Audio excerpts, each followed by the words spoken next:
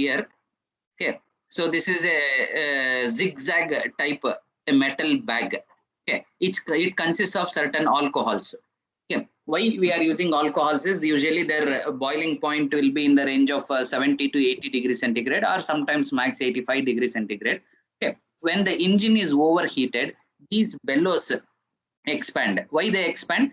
Because the alcohol in it will start boiling and it forms vapor, its volume increases, so it expands. When it expands, this bag moves up. You can see the valve stem here. This valve stem is connected to the end of the bag, so that this valve stem also moves up. It allows the cooling water to flow through the circuit.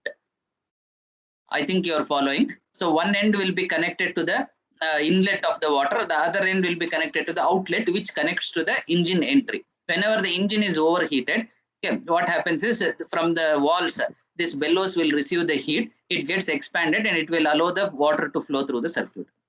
When the engine is at optimum temperature, this alcohol again stops boiling, so that volume decreases, so slowly the valve comes down. It's a simple mechanism. Okay, it is called as bellow because of the structure. It is a zigzag like structure. Usually you can see aluminium foil like that material. In the form of a bag it will be used. It will be like this, a zigzag bag like structure, okay, within which alcohol is filled. It is a completely sealed bag. Okay, whenever heat is received from the walls, sides of the walls, okay, the volume increases, the bag expands and lifts the stem. A very simple mechanism. So this main advantage is it will allow the overheating of the engine, overcooling of the engine. Okay, this is the second type, that is wax thermostat. Instead of alcohol, we use a wax here. The concept is little bit different. Working principle is same. The design and construction is little bit different. Please make a note of it.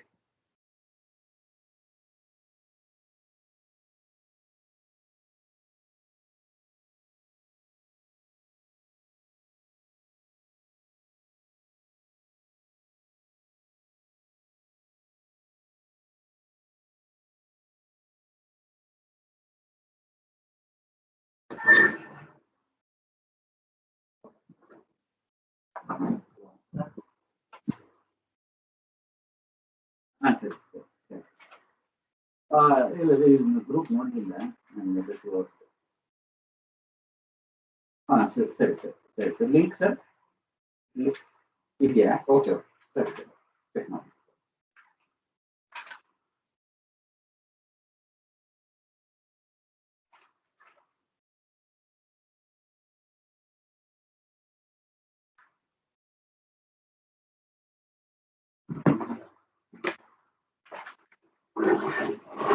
Have you taken down?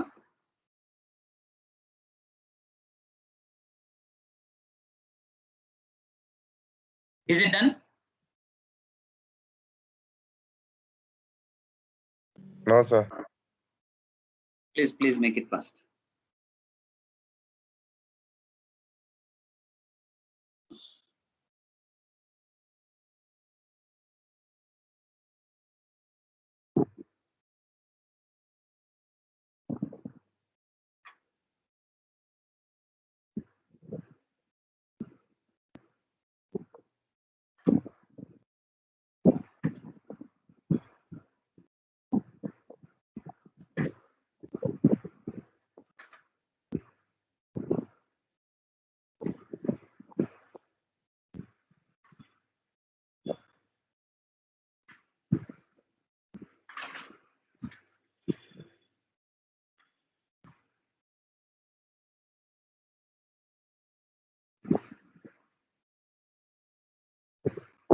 Done, sir. Okay. See, as I told you, the concept of working is same here. Only the construction and materials used are different. Okay. You can see a rubber plug over here. So this is the rubber plug with a complete seal. And similar to the stem in the previous arrangement, there is a plunger. Okay, plunger here. Okay. So this is the wax, copper loaded wax. Okay. When high heat is supplied, it gets converted to liquid and it starts expanding. When it expands, this rubber plug, whatever the hatched region you can see, this will try to compress. When it is compressed, this plunger moves up. Okay. This plunger moves up and the whatever the water will be there, it will be start circulating from this point. When the temperature comes down surrounding the engine, again it solidifies. When it solidifies, it gets compressed so that this rubber plug also expands. See, please try to understand. Whenever this copper loaded wax expands, this rubber plug will get squeezed. It will get compressed. Whenever this copper loaded wax becomes solid and contracts, this will be released from pressure so that plunger sits back to its position and the valve will be closed. From here, water will be circulated. So whenever plunger lifts up, the water can flow. Whenever the plunger is coming down, the water cannot flow. This I can give you a simple example. There will be some sort of taps, okay, wherein you plus the plunger over here. Okay, from the top, if you press the plunger, you can see the outlet of the water. Okay, when you release it, again the valve goes and sits back so that water flow will not be there. Spring loaded taps will be there. Similar to this, the mechanism of wax thermostat also works. So again, these mechanisms are helpful in maintaining the optimum temperature of water. Okay, so coming to the last topic of module 1, engine lubrication. We have completed cooling, different mechanisms of cooling. One is air cooling and water cooling. Then some of the valves which are used for the cooling mechanism. Coming to the last topic, engine lubrication. See, lubrication is an important factor in the engine maintenance. Okay, you just know the consequences. If the lubricating oil is not there in the engine, what happens? Over a period of time, engine gets seized. You drive for a short distance, it definitely gets seized because of high friction. Okay, so inadequate lubrication leads to problems in the engine like burned out bearings, okay, dirty spark plugs, sludge and deposits, and excessive fuel consumption. These are some of the problems associated in the initial stages where inadequate lubrication is there. If there is no lubricant, then obviously engine ceases to work. Okay, lubrication reduces power loss by minimizing the friction. Friction is one of the major reasons for the loss of power in the engines. It will reduce the friction between moving components, mainly between the piston and cylinder, and reduces the power loss. Okay, it gives cooling effect also parallelly. So these are some of the requirements of lubrication.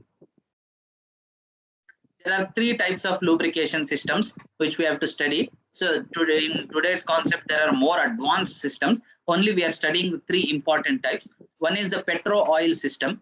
This I think you will be very much aware. Okay. When you are small kids in your house, if you have seen Luna or TVS Excel, okay, such vehicles, along with 1 liter of petrol, 25 50 ml of lubricant was mixed. Correct? Along with the petrol, that lubricant also flows into the engine. It melts and acts as a lubricator. Okay, this is one of the oldest technology which is almost obsolete now. Okay, this was used in 2-stroke petrol engines for mopeds. Okay, petro oil system, wet sump lubrication and dry sump lubrication. So these 3 systems we have to study now. So as I told you, petrol oil system is nothing but 25 to 50 30 ml of oil for every 1 liter of petrol. Okay, it will be mixed along with the petrol itself. If oil is less, it causes damage, more friction will be there. If it is more, carbon deposits will be more and pollution will be more. So exact 1 packet, 1 sachet of oil for 1 liter of petrol, which consists of 25 to 30 ml, it will be mixed directly. Okay, this method was used in scooters and motorcycles of 2-stroke type. Even as you know, 2-stroke engines are almost absolute now. You know 2-stroke engines are available in the market. Okay, so this was one of the oldest technology. The second is the splash lubrication. Please make a note of the sketch. So this type of lubrication is used in the 2-wheelers these days. Okay.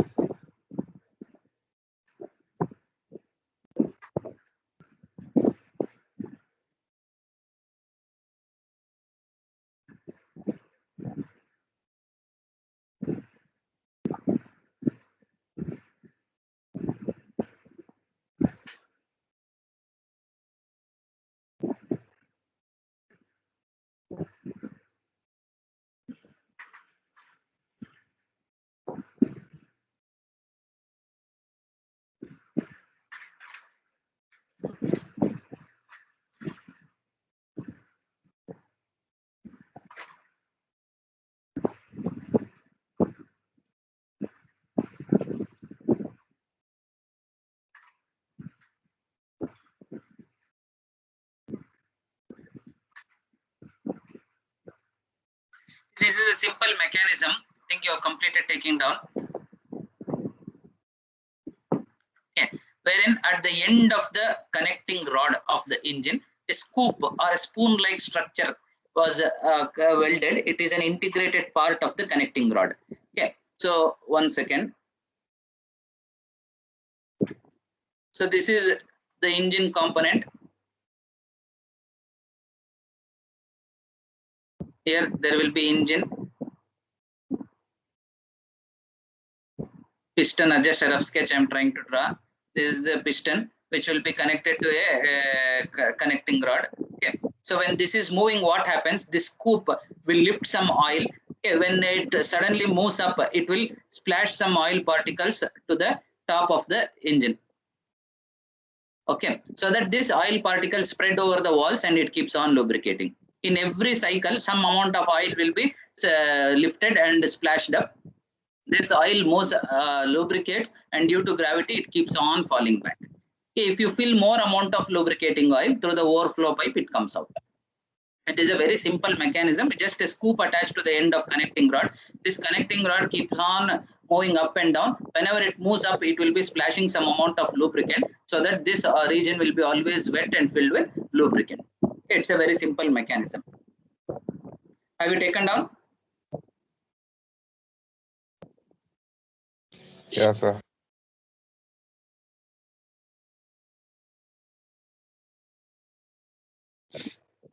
Next, third method is pressure feed lubrication system.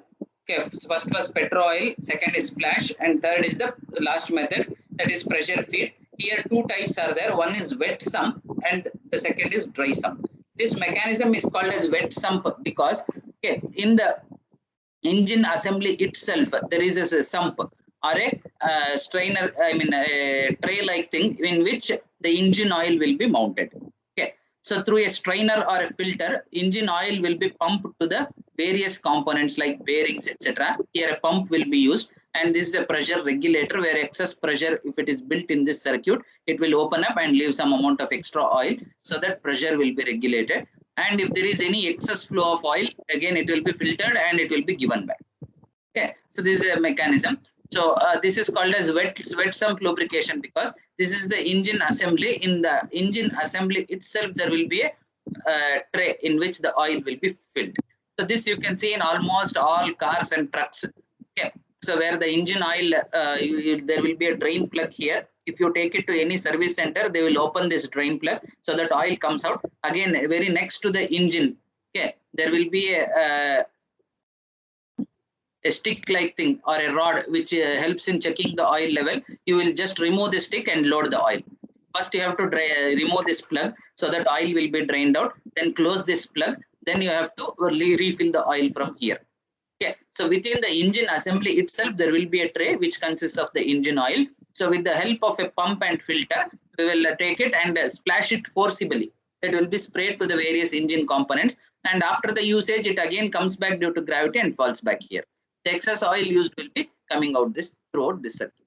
So the name wet sump is given because, okay, the sump or the storage area of the oil is an integrated part of the engine. Now, just any one of you, can you tell me what do you mean by dry sump lubrication? Just think and tell me what would be the dry sump lubrication.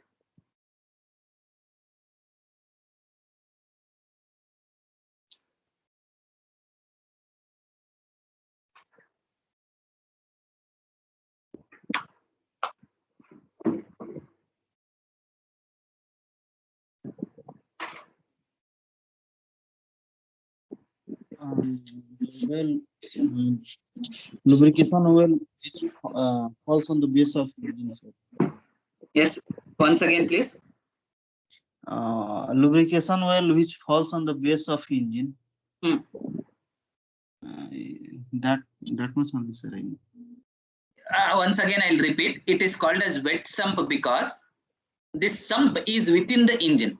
It is an integral part of the engine. That is why we call it as wet sump. So dry sump would be, obviously this sump will be outside the engine. It will be a separate tank. Okay. Just we will discuss. This is the last topic of the chapter, dry sump lubrication. You can see This is the sump or storage area. Okay, and engine is somewhere outside. Here somewhere engine will be there, to bearings, engine, etc. Okay, with the help of a filter, okay, you will filter the oil and supply to the supply tank. From here it will go to the different parts of the engine. Via an oil cooler it will go. So that is why it is called as dry sump lubrication. So this method is used, okay, wherein very high speed vehicles are found, wherein very good amount of lubrication should be done, and this sump, if it is away from the engine oil heating will be less. See, already very high temperature will be there in the engine, be in the racing cars or jeeps or trucks which will be at very high speed. In such cases, this is a costly mechanism, as you have to have a different circuit, different tank. Okay, in such cases this mechanism will be used. Okay, so from the strainer the oil will be filtered and it will come to the supply tank. Okay, whenever there is a closed circuit like this, there should be a pressure relief valve. Excess pressure should be relieved back.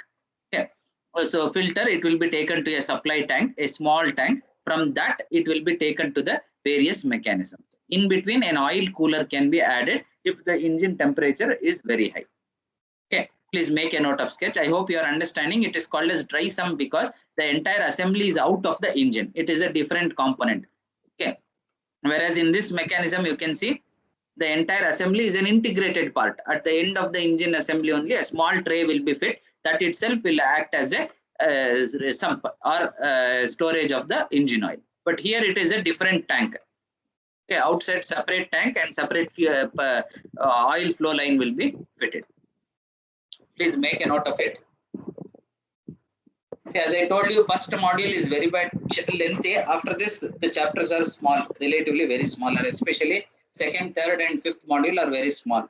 First chapter consists of complete introduction, so that it is a very lengthy module. But without this, we cannot move to the upcoming modules because this is the foundation.